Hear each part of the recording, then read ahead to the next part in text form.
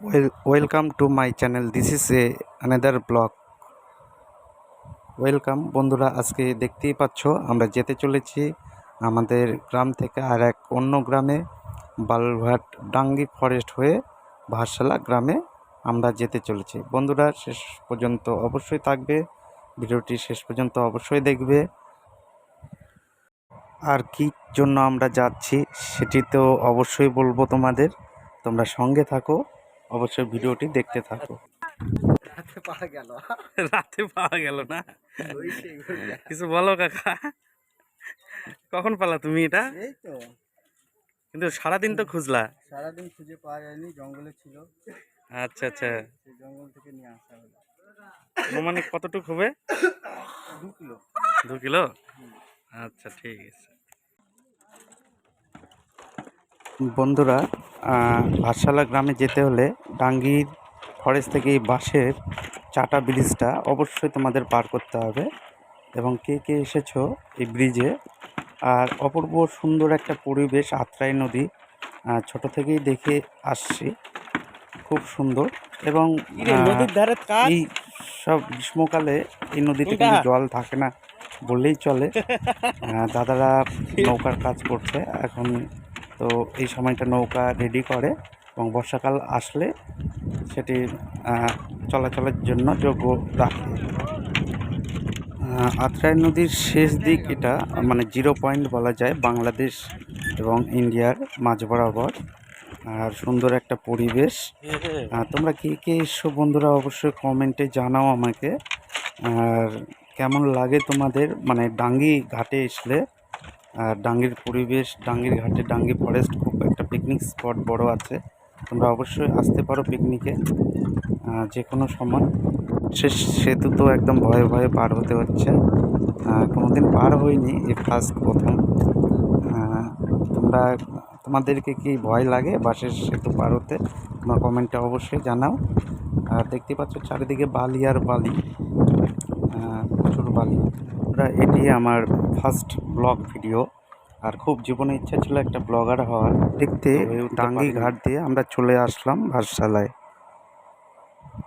দেখতেই পাচ্ছ ওই পার আর এ পার, আর প্রচণ্ড গরম। ভিডিওটি কোনো ভুল হলে তোমরা কিছু মাইন্ড করবে না বন্ধুরা, এটি আমার ফার্স্ট ব্লগ ভিডিও, তোমাদেরকে সেটা তো বললামই। আর তোমরা অবশ্যই ভালো থাকবে, আমাকে সাপোর্ট করবে যাতে আমি আগামী দিন আরও ভিডিও বানাতে পারি তোমাদের জন্য। বন্ধুরা, যে বাড়ির থেকে আমাদের মোড়কটি নেওয়ার কথা সেই কাকুর বাড়িতে যাওয়ার শর্টকাট রাস্তা আমার বাস্তা দেখতে পেয়েছে এবং বলল যে এই রাস্তায় গেলে আমরা শর্টকাট যেতে পারবো ফসলের মাঝখান দিয়ে, এবং ফসলও দেখা হবে। চলো বন্ধুরা, দেখতেই পাচ্ছ চারিদিকে পটল ক্ষেত, ঠিক আছে, পটল ক্ষেত, করলা ক্ষেত, কচু গাছ, সব সবজি এখানে দারুণভাবে চাষ হয়। কিন্তু নিঘাত দিন, বছর দুয়েকের মধ্যে এখানকার চাষিরা চাষবাস করতে পারছে না, কারণ বালুরঘাটে একটা ড্যাম তৈরি হয়েছে, সে ড্যামের জন্য নদীতে জল আর যাতায়াত করে না। দেখতেই পাচ্ছ খুব সুন্দর ফসল, কিন্তু দুর্ভাগ্যবশত এইগুলো জমি যেগুলো ফাঁকা দেখছো পড়ে আছে সেগুলো খুব চাষাবাদ ভালো হতো, কিন্তু এখন আর হয় না। আমাদের বালুরঘাটে একটা ড্যাম তৈরি করার ফলে আমাদের এই অঞ্চলগুলো জলহীন হয়ে পড়েছে। বন্ধুরা, অবশ্যই এই ভিডিওটি কেউ যদি দেখে থাকো তোমরা অবশ্যই জানাবে কথাটি সত্য কিনা। দেখতেই পাচ্ছ চলে আসলাম আমরা কাকুটির বাড়িতে মুরগি ধরার জন্য। এই যে আমাদের প্রশান্ত কাকা, দেখতেই পাচ্ছ মুরগিটি ধরে রাখনি, কাকুটি বলল যে আসার কথা সকালে ছিল, তোমরা এই সময় আসলে। সে কোনো ব্যাপার না, আমরা ধরার চেষ্টা করছি, দেখতে থাকো ভিডিওটি।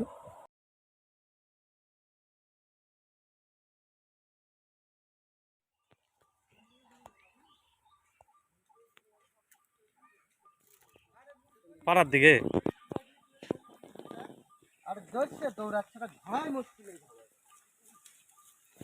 কি কাকা ধরতে পারছ না? তুমি ঢেল নিয়ে আসো কেন? ঢেল নিয়ে থাকলে পারবা। আমরা অনেক চেষ্টা করলাম কিন্তু ধরতে পারলাম না। একটা মন খারাপের বিষয় হয়ে গেল। সে কোনো ব্যাপার না।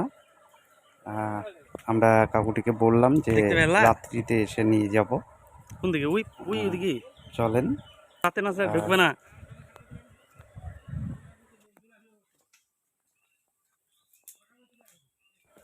বন্ধুরা আর একবার চেষ্টা করছি আমরা, যদি ধরতে পারি চারিদিক দিয়ে ঘেরাও করে।